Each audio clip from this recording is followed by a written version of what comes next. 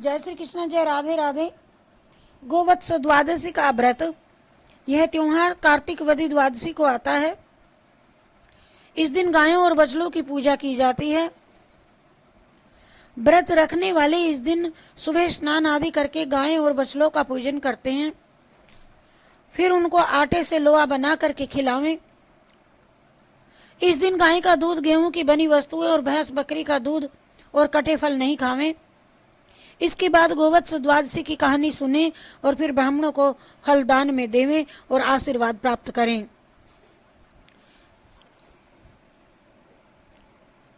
गोवत्स द्वादशी की ये कहानी है कि एक समय पहले की बात है। भारतवर्ष में एक स्वर्णपुर नामक बहुत रमणीय नगर था। वहां देव दानी नाम का एक राजा राज्य करता था। राजा बहुत धर्मात्मा, दानी और गोमाता का सेवक था। उसके यहाँ एक गाय, बछड़ा और एक भैंस रहती थी। उस राजा के दो रानियां थी। एक का नाम था सीता और दूसरी का नाम था गीता। सीता भैंस से प्यार करती थी और उसे अपनी सहेली के समान प्यार करती थी, भैंस को, जबकि गीता गाय को प्यार करती थी और बछड़े से भी प्रेम करती थी।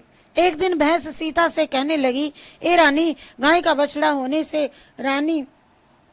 गीता रानी मुझसे द्वेष करती है। और सीता ने कहा, अगर ऐसी बात है तो मैं सब काम ठीक कर लूंगी। सीता ने उसी दिन गाय के बछड़े को काट करके गेहूं की ढेरी में दाब दिया। इस बात का किसी को पता तक न चला।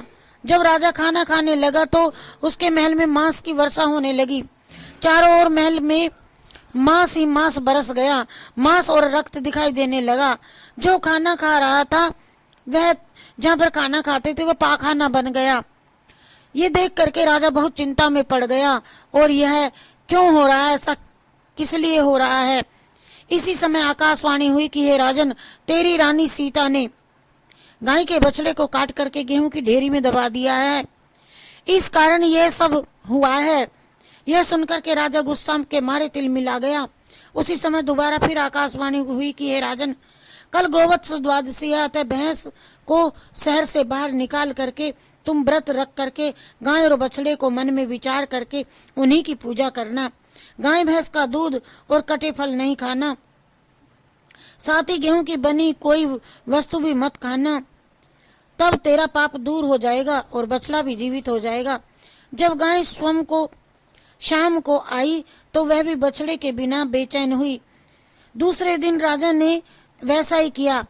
पूजा करते समय जैसे ही बछड़े को मन में याद किया, वैसे ही बछड़ा गेहूं के ढेर में से जीवित निकल करके बाहर आ गया। ये देख करके राजा बड़ा खुश हुआ और गोवत्स द्वादशी का व्रत रखने के लिए अपने पूरे राज्य में राजा ने घोषणा करा दी कि सभी गायों और बछड़ों की पूजा करें। जय श्री कृष्णा, जय राधे राधे। कार्तिक मास की ये बहुत सुंदर कहानी है। जय श्री कृष्णा, जय राधे राधे।